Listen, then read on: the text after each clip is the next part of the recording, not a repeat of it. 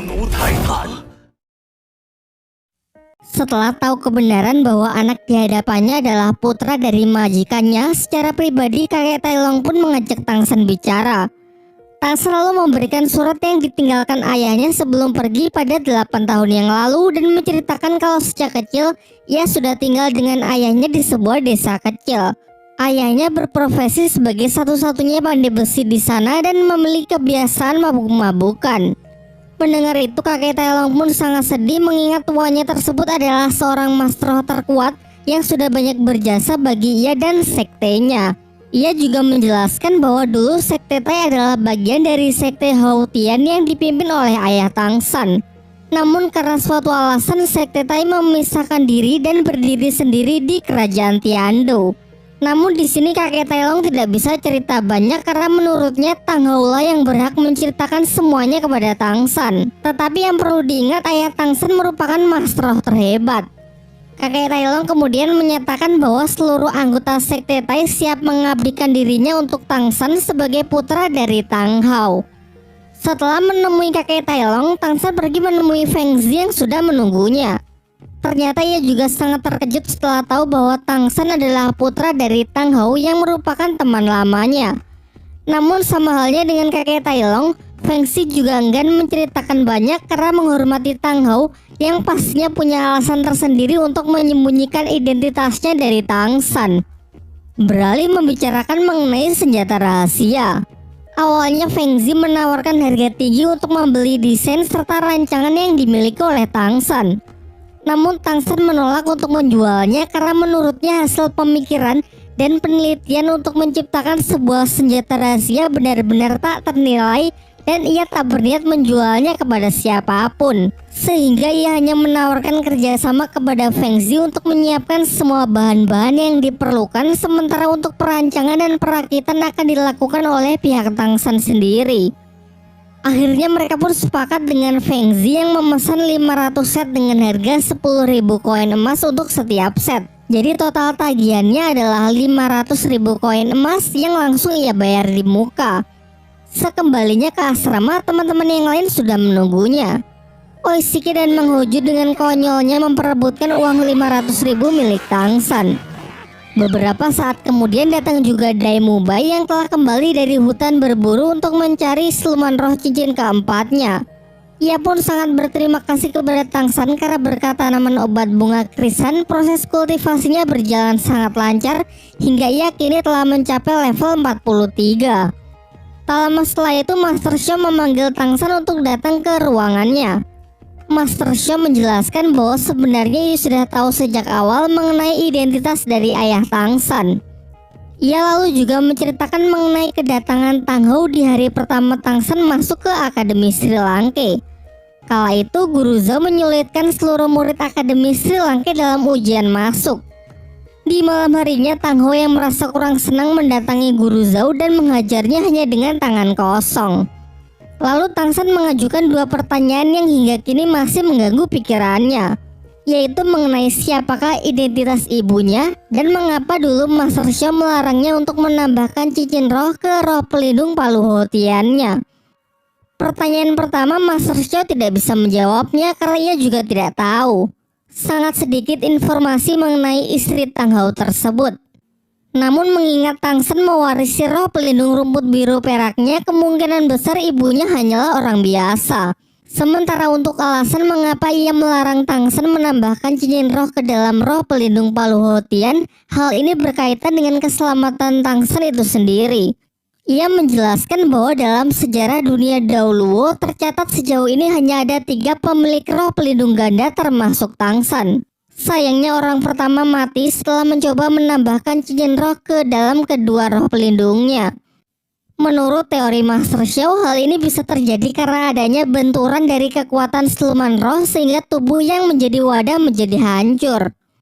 Namun dengan alasan yang tidak pasti, orang kedua berhasil melakukannya tanpa melukai tubuhnya sendiri.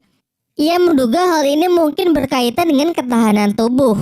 Maka dari itu ia ingin Tang San melatih tubuhnya terlebih dahulu sampai cukup kuat untuk menahan benturan kekuatan siluman roh yang terjadi. Sementara untuk alasan lain, sebenarnya ia dan Tang Hou memiliki rencana untuk mengisi Palu Houtian milik Tang San dengan seluruh cincin roh dari siluman roh berusia puluhan ribu tahun. Tetapi tentu saja hal itu hanya bisa dilakukan jika tubuh Tang San sudah benar-benar kuat. Selain melatih ketahanan tubuh, Master Xiao juga masih memiliki rencana cadangan, yaitu dengan mengalihkan seluruh kekuatan siluman roh ke dalam tulang roh untuk sementara saat proses kultivasi sedang berlangsung, agar keduanya tidak berbenturan. Akan tetapi Master Xiao menyarankan Tang San agar tidak memusingkannya terlebih dahulu, dan lebih baik fokus saja untuk mempersiapkan diri dalam turnamen Akademi Roh yang kurang dari setengah tahun lagi akan dimulai. Bicara soal turnamen roh, Tang San sebenarnya cukup khawatir dengan Xiao Wu karena enggan untuk memakan tanaman obat darinya, sehingga Xiao Wu adalah satu-satunya orang di tim yang belum mencapai level 40. Di malam harinya saat Tang San berjalan dengan Xiao Wu, ternyata tadi siang Xiao Wu menguping pembicaranya dengan Master Xiao Wu mengenai Tang San yang mengkhawatirkan dirinya. Untuk meyakinkan Tang San kalau ia tidak akan menjadi beban tim, Xiao pun menantangnya untuk berduel 1 lawan 1.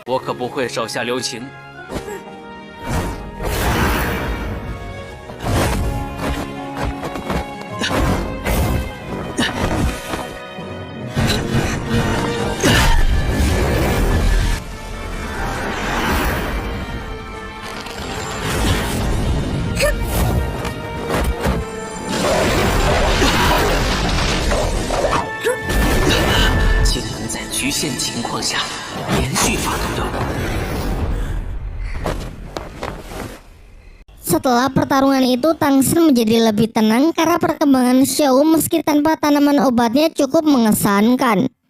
Xiao kemudian meminta kepada Tang San untuk membantu menyisirkan rambutnya yang berantakan pasca pertarungan tersebut, menggunakan sisir yang ia katakan adalah satu-satunya peninggalan dari ibunya yang meninggal saat ia masih kecil. Xiao teringat ucapan ibunya di kala ia masih kecil yang berharap agar kelak Xiao bisa bertemu dengan seorang pria yang benar-benar menyayanginya. Singkat cerita, tiba hari di mana para murid Akademi Sri Langkai telah siap untuk mengupgrade kekuatannya. Semuanya pun berangkat menuju hutan berburu untuk mencarikan siluman roh untuk semua murid kecuali Dai Mubai karena sudah lebih dulu naik level 40 dan Xiao yang tidak ingin memakan bunga dari Tang San. Perburuan berlangsung hingga larut malam, namun belum ada satupun dari mereka yang sudah menemukan siluman roh yang cocok. Oleh karena itu mereka memutuskan untuk bermalam di tengah hutan dengan berjaga secara bergantian. Dai Mubai yang mendapatkan tugas berjaga meminta Master Xiao agar beristirahat karena melihat gurunya tersebut yang nampak sangat lelah. Sebenarnya alasan Master Xiao tetap terjaga karena ia masih belum punya keberanian untuk mendekati guru Liu Erlong yang mana sedang tidur di tenda yang sama. Ketika Master Xiao mulai berbaring, guru Liu Erlong yang tidur di sampingnya tiba-tiba memeluknya dari belakang, lalu sambil menangis Liu Erlong meminta agar Master Xiao jangan meninggalkannya lagi. Tak lama setelah Master Xiao masuk, di luar secara tiba-tiba mereka diserang oleh seekor siluman roh berjenis kalajengking yang memiliki serangan berelemen api. Liu Erlong yang sedang sangat emosi pun bergegas keluar untuk menghajar habis-habisan siluman roh tersebut sendirian.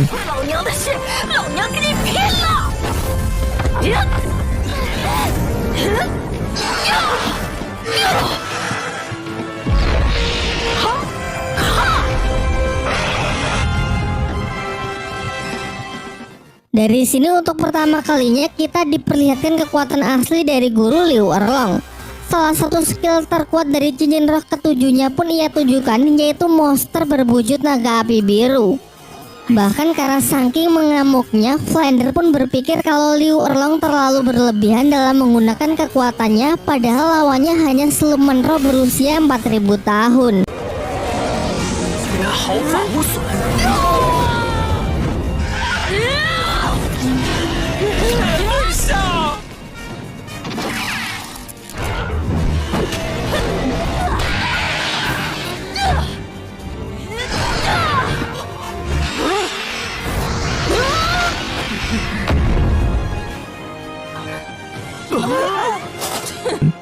Setelah siluman itu dihajar habis-habisan hingga tak berdaya, lalu ia menyuruh Mang Hojun melakukan last hit untuk segera menyerap cincin rohnya karena basic kekuatan Mang Hojun adalah elemen api. Jadi pasti akan sangat cocok dengan siluman yang satu ini. Semalaman si gendut berkultivasi untuk menyerap cincin roh keempatnya. Dan kini ia telah berhasil mengunlock skill keempatnya, yaitu ledakan bola api magma. Setelah itu mereka bergegas untuk melanjutkan pencariannya menyusuri hutan. Dan tiba-tiba dalam perjalanan mereka dikepung oleh asap merah muda yang beracun. Untung saja Tangsan memiliki bunga yang mengeluarkan aroma pengusir racun untuk melindungi semuanya. Dengan mata iblis ungunya ia dapat melihat bahwa ternyata mereka telah dikepung oleh ribuan kalajengking merah muda jenis siluman roh dengan racun mematikan dan selalu melakukan penyerangan secara berkelompok bersama sang ratu kalajengking yang bertindak sebagai pemimpin. Mereka menduga kalau ratu kalajengking ini mungkin adalah pasangan dari kalajengking api yang mereka kalahkan semalam. Sehingga sang ratu kini merasa sangat marah dan ingin menuntut balas. Karena dinilai terlalu berbahaya, pihak Sri Lanka pun memutuskan untuk melarikan diri menggunakan sosis terbang milik Oishike. Namun belum juga jauh terbang, Guru Liu Erlong yang masih sangat emosi dengan kejadian semalam melampiaskannya dengan menghajar seluruh pasukan kalajengking tersebut.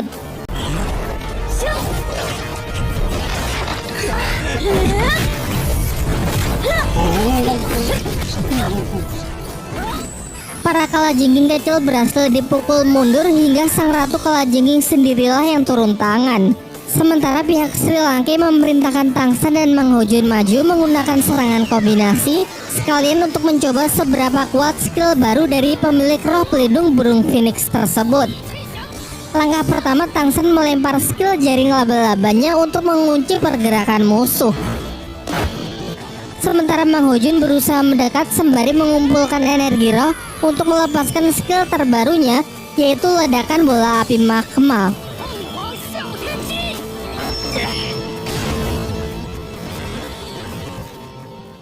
Ternyata ledakan yang dihasilkan benar-benar kuat, yang dikatakan lebih kuat dari skill pukulan gelombang udara milik Daimubai. Tetapi di balik kekuatannya yang sangat besar, Master Sho mengungkapkan beberapa kelemahan dari skill Mang Hojun tersebut. Yang pertama, skill itu tidak memiliki kemampuan untuk mengunci pergerakan target sehingga akan mudah dihindari oleh lawan yang mempunyai kecepatan tinggi. Sangat dibutuhkan partner tipe pengendali seperti Tangsan untuk tetap menjaganya karena Mang Hojun harus mendekat sedekat mungkin dengan target untuk melepaskan serangannya. Selain itu, yang menjadi kelemahan kedua adalah konsumsi energi yang begitu besar, bahkan hampir 50%, jadi akan sangat beresiko karena jika skillnya mengalami miss, maka dengan mudah lawan bisa melancarkan serangan balasan.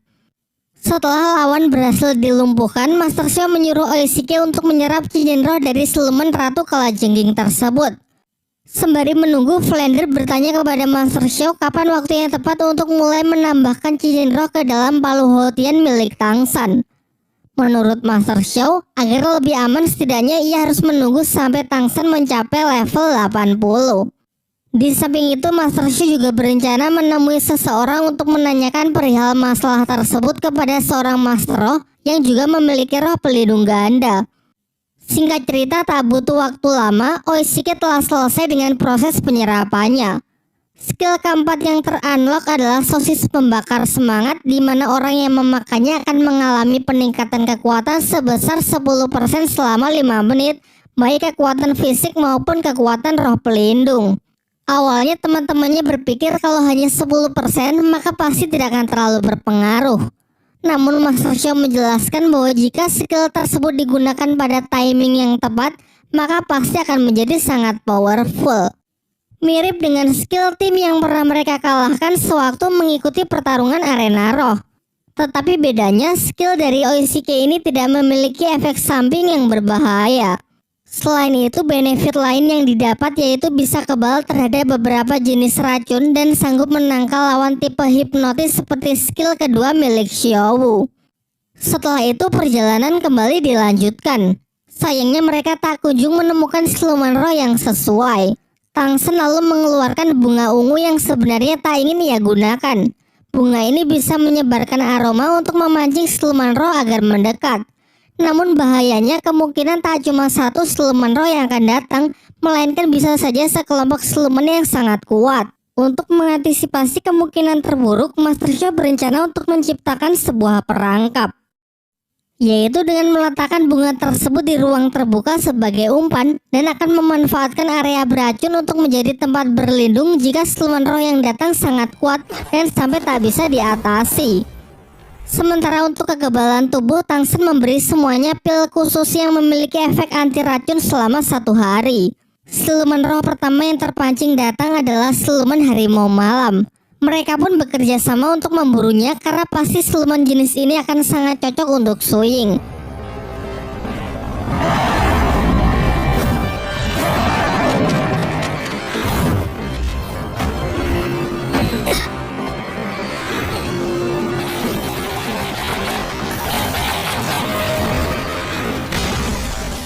Ketika semuanya merasa telah menang melihat si harimau berhasil ditangkap oleh Tang Shen, ternyata sang siluman ini tak selemah itu. Makhluk tersebut kembali menyerang dengan kemampuan unik, yaitu bisa membuat bayangan pengecoh.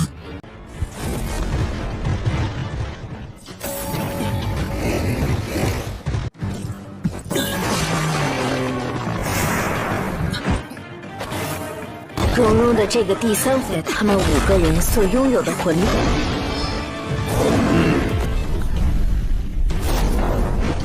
幽冥突刺，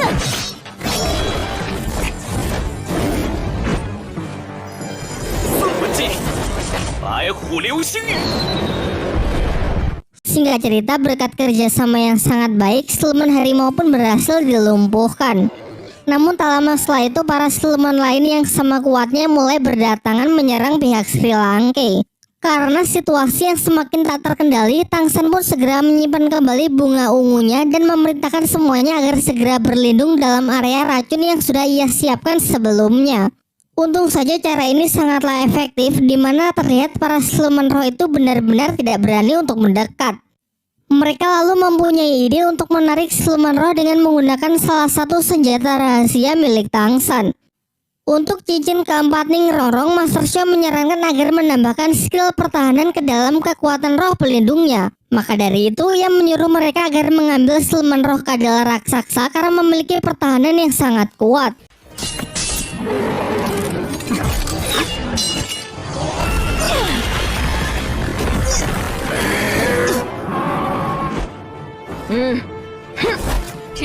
知道了。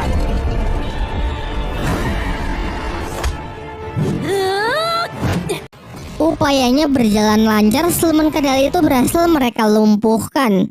Sekarang tiba giliran Tang Shen untuk memilih siluman roh yang sesuai. Tang Shen sendiri memiliki keinginan untuk mengambil cincin roh siluman laba-laba penggali. Namun keinginannya tersebut mendapatkan tentangan keras dari Master Xiao karena resikonya terlalu tinggi. Sudah jelas Tang Shen tahu kalau siluman laba-laba penggali itu berusia lebih dari 10.000 tahun, yang mana kekuatannya terlalu besar untuk bisa diserap oleh kapasitas tubuh Tang Shen saat ini. Ia menyarankan agar Tang Shen mengambil siluman laba-laba berwajah manusia saja yang berusia 6.000 tahun karena menurut Master Xiao itu sudah lebih dari cukup. Tetapi Tang Shen yang sangat ambisius tetap ingin mengambil siluman pilihannya sendiri. Ia meyakinkan para gurunya bahwa ia harus mendobrak batasannya, mengingat lawan yang nantinya mereka hadapi dalam turnamen Akademi Roh pasti akan sangat kuat. Dan jika ia tak mempersiapkan diri dari sekarang, maka ia tak yakin akan bisa bertahan. Semuanya pun sudah tidak bisa berkata apa-apa lagi, dan hanya bisa percaya dengan keyakinan yang dimiliki oleh Tang Shen. Kemudian Guru Zhao dan Flander secara bersamaan mengarahkan senjata ke siluman tersebut. Namun ternyata siluman itu cukup pintar, yang mana ia sengaja menangkisnya dengan jaring untuk menangkap pihak Tang Shen. Ketika siluman laba-laba penggali itu berusaha melarikan diri, kepala Akademi Flander segera mengejar dengan memanfaatkan lemparan dari Guru Zhao dan skill ketujuh dari roh pelindung burung hantu miliknya. Sempat terjadi aksi kejar-kejaran di antara mereka. Sampai akhirnya dengan bantuan dari kepala Akademi Flander, Tang Shen berhasil melumpuhkan siluman tersebut lalu segera kembali ke tempat teman-temannya.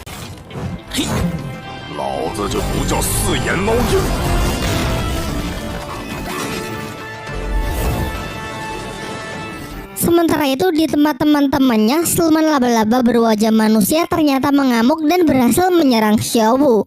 Sayangnya Tang Shen yang baru saja kembali tidak sempat untuk menolongnya. 不，小五，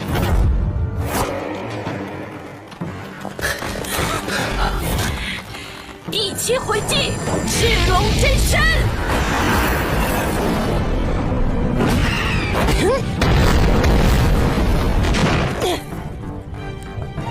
Melihat Xiaowu yang dibuat terluka parah, Tang Shen yang sangat emosional mendekati sang siluman yang sudah tidak berdaya, kemudian menyerap seluruh energi roh dari siluman itu, yang mana ini merupakan kemampuan lain dari tulang roh milik Tang Shen.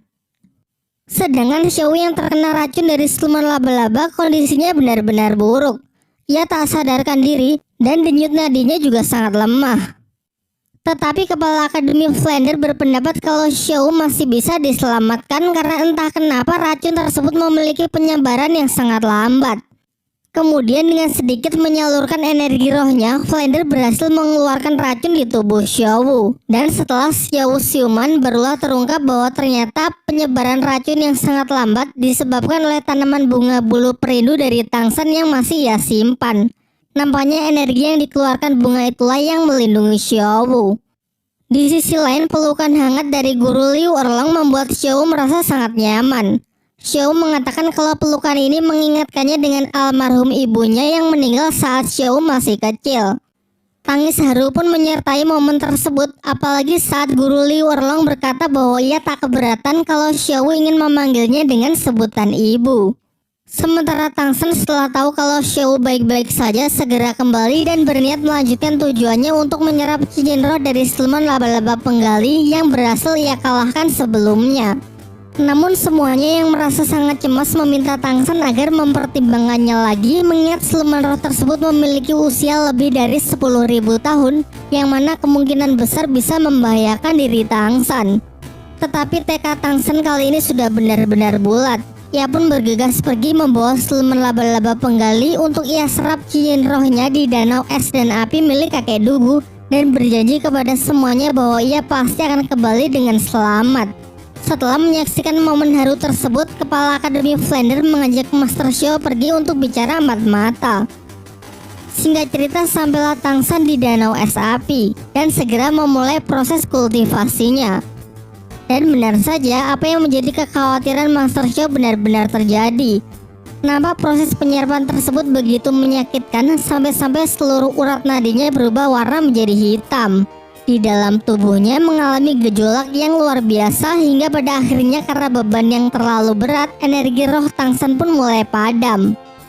Diperlihatkan tubuhnya seperti mati rasa dan pikirannya terlempar ke masa lalu saat ia terjatuh ke dalam lembah neraka.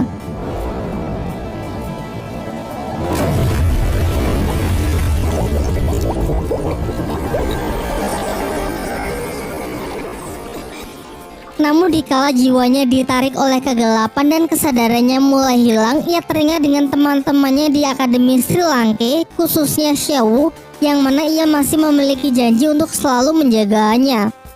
Seketika dirinya pun mulai bangkit dan mulai berhasil menyelesaikan proses kultivasinya dan berhasil mendapatkan cincin roh keempatnya. Sementara itu, Flander yang mengajak bicara mata-mata Master Xiao mengatakan kalau Master Xiao ini benar-benar keterlaluan menggantungkan perasaan dari Liu Erlang yang padahal sudah menunggunya selama lebih dari 20 tahun. Namun Master Xiao menjelaskan kalau dirinya juga tidak bisa berbuat apa-apa. Sebenarnya jauh di lubuk hatinya juga masih sangat mencintai Liu Erlang. Tetapi di sisi lain ia takut kalau hubungannya tersebut akan banyak mendapatkan hujatan dari netizen. Kemudian Flander kembali menasihatinya dengan mengatakan kalau omongan netizen tidak perlu dipikirkan. Terobos saja lah anjing, jika bukan karena lo sahabat gue pasti cewek itu sudah gue sikat. Singkat cerita, setelah mendengar wejangan dari Kepala Akademi Flander, Master Xiao pun mulai sadar dan segera berlari kembali ke tempat Liu Erlang lalu memeluknya dengan erat. Ia lalu meminta maaf karena sudah membuatnya lama menunggu dan berjanji bahwa ia tak akan pernah meninggalkannya lagi. Xiaowu yang menyaksikan keuuan itu menjadi iri yang mengingatkannya dengan Tang Shen. Karena merasa semakin cemas, ia kemudian bergegas pergi untuk melihat kondisinya. Dan tentu ia berhasil bertemu dengan Tang San yang mana sudah selesai dengan proses kultivasinya. Tang San lalu mengajak Xiao berkeliling menyaksikan keindahan hutan dari udara dengan menggunakan parasut rumput biru peraknya. Singkat cerita, setelah puas berkeliling, semua yang penasaran meminta Tang San untuk menunjukkan skill baru yang ia dapat dari cincin siluman roh puluhan ribu tahun. Skill keempatnya Tang San beri nama kandang rumput biru perak. Dengan skill tersebut dalam sekejap ia sanggup mengurung target yang ia kehendaki. Meskipun ketahanan dari kurungan itu memang tidak terlalu kuat, namun memiliki kemampuan untuk menangkap beberapa lawan sekaligus sehingga akan sangat cocok jika dikombinasikan dengan tipe penyerang seperti Phoenix Api milik Mang Hao-jun. Bahkan Master Xiao berpendapat bahwa skill seperti ini biasanya hanya didapat oleh Master Roh tipe pengendali yang telah mencapai level lebih dari 50. Kini kecuali Xiao Wu, semuanya pun telah mendapatkan cincin roh siluman keempatnya. Kepala Akademi Flander kemudian menginfokan kalau turnamen Akademi Roh akan dimulai dalam 5 hari lagi, sehingga semuanya diminta untuk kembali ke Akademi agar bisa mempersiapkan diri. Keesokan harinya, Master Xiao memperkenalkan 4 murid yang akan menjadi pemain cadangan dari tim Akademi Sri Lanka dalam turnamen, mengingat jadwal turnamen yang akan sangat padat dan munculnya berbagai musuh yang pasti akan sangat bervariasi. Murid pertama bernama Huang Yuan, level 35 dengan roh pelindung serigala tipe fighter. Yang kedua bernama Jingling, level 35 dengan roh pelindung tengkorak. Ketiga bernama Jiang Zhu, level 35 dengan roh pelindung healing tipe support. Dan terakhir adalah Tai Long, tipe penyerang yang sudah pernah kita lihat sebelumnya. Master Xiao kemudian menjelaskan berbagai aturan yang diberlakukan selama mengikuti turnamen Akademi Roh. Turnamen ini diselenggarakan oleh 3 kerajaan besar, yaitu Kerajaan Tiandu, Kerajaan Xingluo, dan Balai Roh Pelindung. Dalam babak penyisihan terdapat ratusan tim dari berbagai akademi yang memperebutkan posisi 30 besar.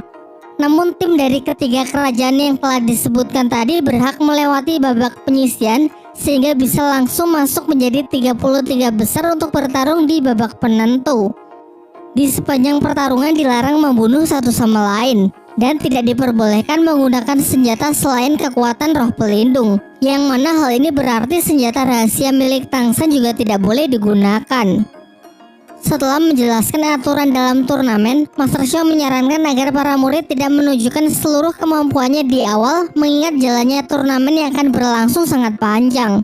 Untuk Ning Rongrong, Master Xiao menyuruhnya agar tidak ikut bertarung di awal dengan alasan karena ia ingin memberinya pelatihan khusus terlebih dahulu. Dan untuk selebihnya ia menyerahkan urusan penyusunan strategi bertarung kepada para murid itu sendiri.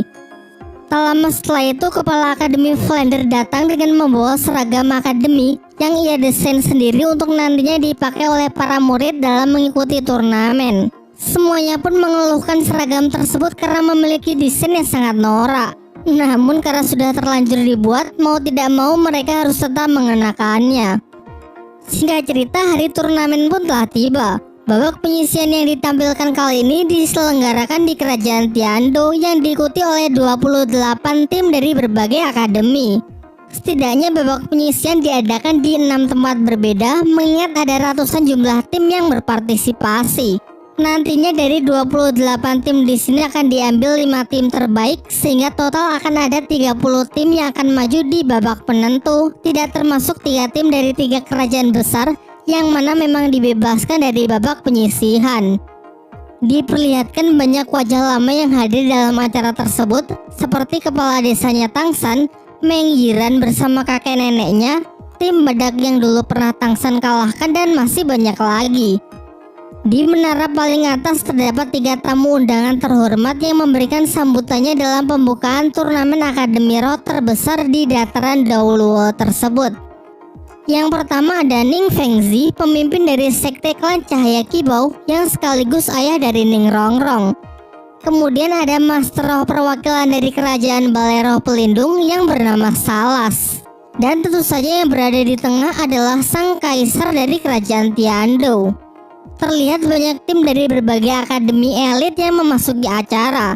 Setelah Kaisar Kerajaan Tiando membuka turnamen melalui sambutannya, semua tim pun diarahkan menuju gedung yang akan menjadi arena pertarungan mereka. Jenis pertarungan kali ini adalah pertarungan 7 lawan 7. Tamu undangan perwakilan dari Balai Roh Pelindung yang bernama Salas maju untuk mengundi tim mana yang akan bertarung terlebih dahulu.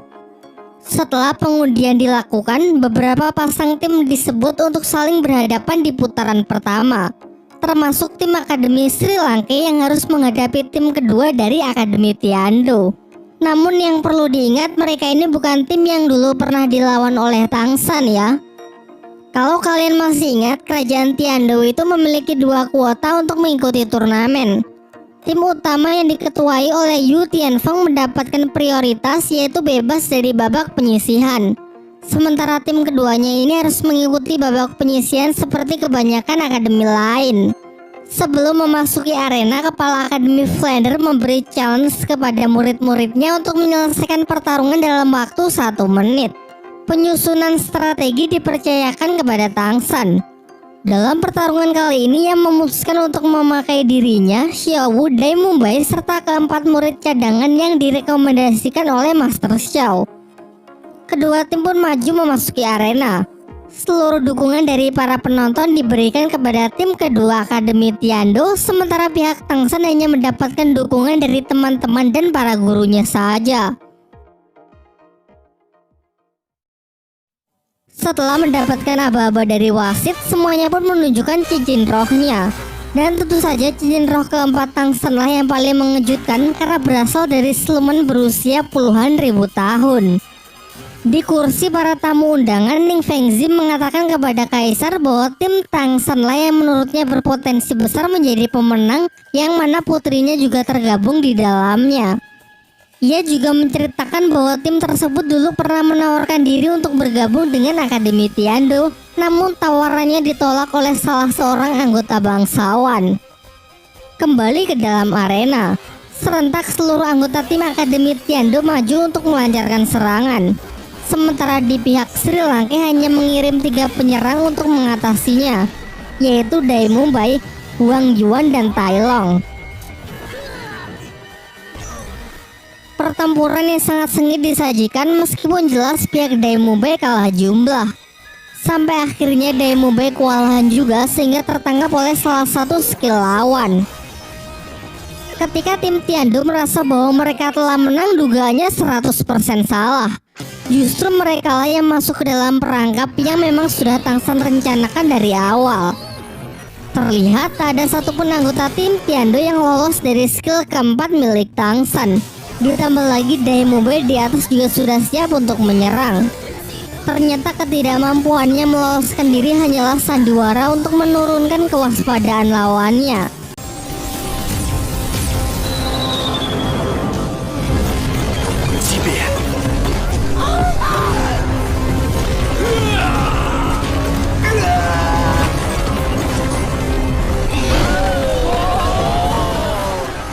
Dengan ini pertarungan pun berakhir dengan kemenangan mutlak tim Akademi Sri Lanka.